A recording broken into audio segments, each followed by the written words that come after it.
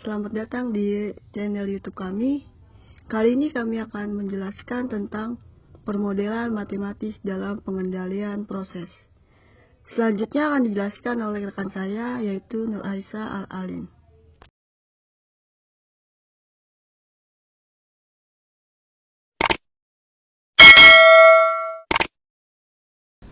Apa sih model matematis pada pengendalian proses?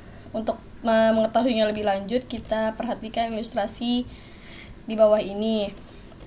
Pada rangkaian alat ini, pertama-tama kita memberikan suatu input yang akan menghasilkan sebuah output.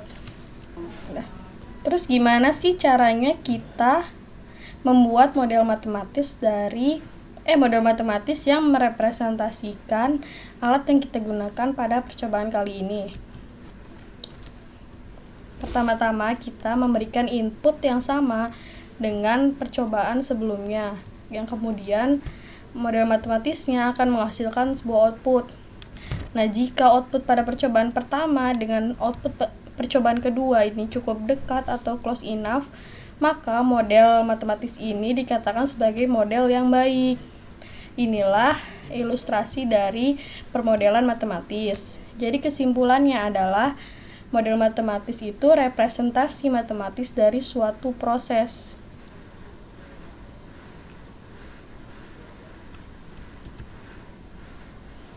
Selanjutnya, ada yang namanya kegunaan permodelan matematis pada pengendalian proses. Yang pertama itu untuk memahami perilaku proses. Kita akan mencoba membuat ilustrasinya. Pertama-tama kita memasukkan sebuah input, lalu permodelan akan menghasilkan sebuah output. Setelahnya kita akan mencoba melihat proses dari startup menjadi steady. Setelah mencapai keadaan steady yang pertama, kita akan melakukan perubahan pada input. Nah, di dalam input ini ada yang namanya load variable. Setelah dilakukan modifikasi, load variable ini akan menghasilkan sebuah output, di mana pada output ini ada yang namanya masa atau transisi yang kemudian akan menjadi keadaan steady. Keadaan steady ini disebut keadaan steady yang kedua. Nah, pada ilustrasi ini kita dapat memahami bagaimana perilaku proses. Selanjutnya, ada kegunaan yang kedua adalah pemilihan pasangan variabel pengendalian. Di sini saya akan menjelaskan bagaimana memilih pasangan variabel pada pengendalian. Dalam sebuah sistem pengendalian proses, ada yang dinamakan dengan kontrol variabel. Nah, ini kontrol variabel atau yang disebut dengan CV. Selanjutnya ada manipulatif variabel atau yang disebut dengan MV. Nah, di sini kita akan memilih variabel apa yang akan kita kendalikan, lalu variabel apa yang sebagai pengendalinya. Misalnya, kita ingin mengendalikan sebuah suhu, maka variabel pengendalinya adalah sebuah steam. Tentunya dalam pemilihan pasangan variabel ini sangat dipengaruhi oleh perilaku proses yang kita pelajari dari model matematis sebelumnya. Lalu selanjutnya kegunaan yang ketiga yaitu model based controller. Jadi maksudnya di sini itu pengendalian proses itu berbasis pada model. Kita membutuhkan model proses yang sudah kita kuasai agar dapat merancang sistem percobaan dalam pengendalian proses. Selanjutnya, kegunaan yang keempat adalah optimasi kondisi operasi proses. Nah, di sini kita membutuhkan data. Nah, data di sini akan menghasilkan yaitu data model proses. Lalu data yang kedua yaitu data ekonomi. Nah, misalnya dalam data ekonomi itu ada harga steam, harga bahan baku, harga produk, dan seterusnya. Dengan menggunakan kedua data ini, kita dapat menentukan mana operasi atau kondisi yang paling optimum. Contohnya, dalam memberikan laba atau kos yang sekecil-kecilnya. Selanjutnya ada klasifikasi model matematis atau model proses berdasarkan bagaimana modeling dilakukan. Yang pertama di sini ada model teoritis atau theoretical model. Dalam model teoritis ini kita membangun model berdasarkan pada prinsip-prinsip hukum konservasi, yaitu hukum kekekalan massa, kekekalan energi, dan kekekalan momentum. Lalu kita dapat menentukan atau membuat pemodelan matematis berdasarkan pada neraca massa, neraca energi, dan momentum. Selanjutnya yang kedua yaitu model empiris atau empirical model. Jadi pada model empiris ini berdasarkan pada fitting data. Fitting data yang berasal dari eksperimen, lalu kita versuskan dengan model yang akan kita ajukan. Nah, di model empiris ini terdapat beberapa parameter. Yang pertama ada parameter linear, parameter polinomial, dan parameter eksponensial. Nah, dalam model empiris ini juga dapat dijelaskan model empiris dapat diturunkan dari uji kinerja pada proses yang nyata. Model empiris juga hanya gambaran lokal saja, bukan dari gambaran ekstrapolasi. Dan yang terakhir, model empiris tidak dapat didasarkan pada mekanisme yang melandasinya. Jadi fitting data pada model empiris ini bentuknya yaitu evaluasi koefisien-koefisien dari model yang akan kita ajukan.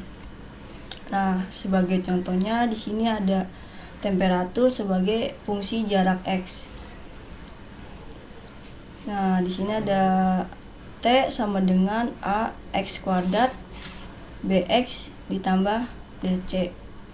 Nah, di sini kita punya temperatur dan jarak yaitu T dan X.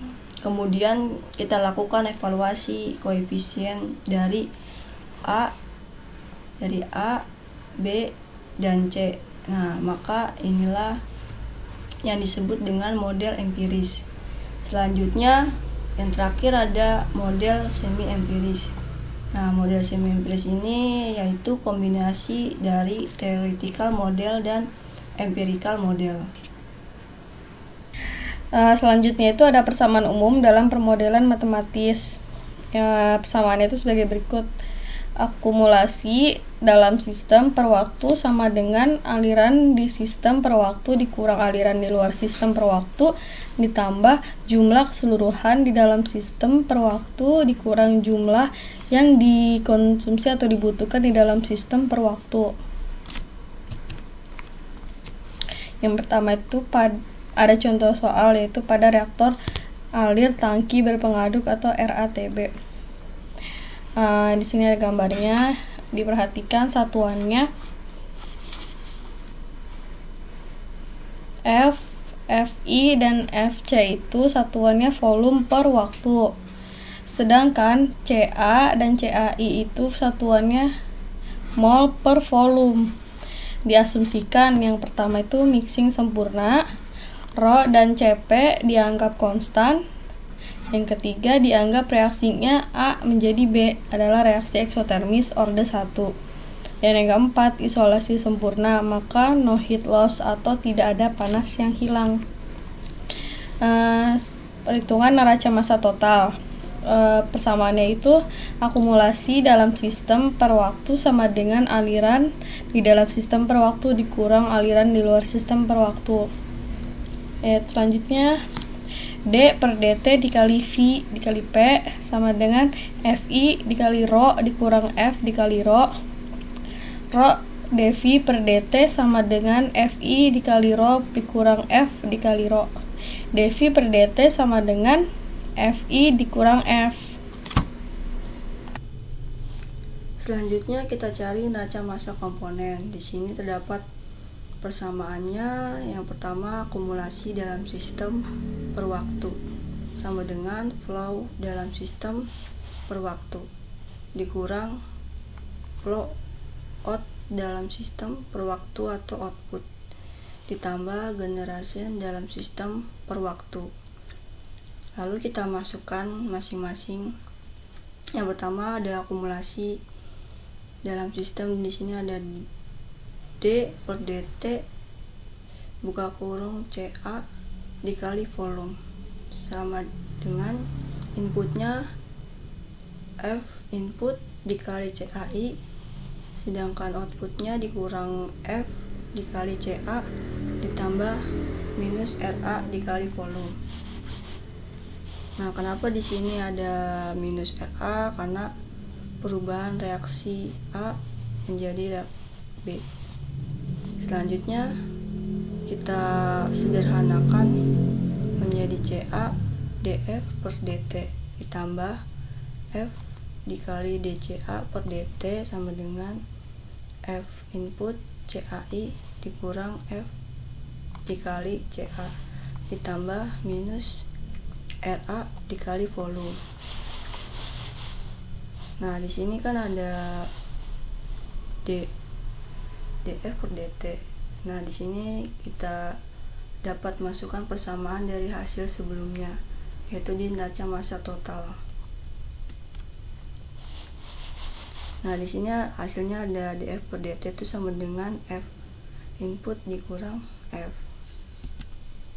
Nah, di sini kita dapat masukkan dari hasil sebelumnya, jadi CA buka kurung F input dikurang F ditambah F dCA per dt sama dengan FI dikali CAI dikurang FCA ditambah minus RA dikali volume. Nah, lalu kita sederhanakan lagi, FI CA dikurang FCA ditambah F dCA ber dt sama dengan FCAI dikurang F dikali CA ditambah minus RA dikali volume. Nah, di sini FCA-nya nanti kita akan coret. Ini juga kita coret, lalu hasilnya F dCA ber dt sama dengan FI F dikali CAI dikurang CA ditambah minus RA dikali volume.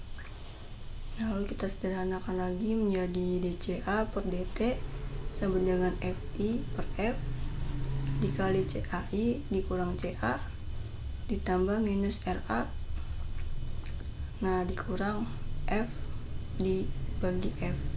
Nah, ini F dibagi S itu dicoret sama dengan 1, lalu hasilnya yaitu dCA per dt sama dengan FI per F dikali CAI dikurang CA ditambah minus RA.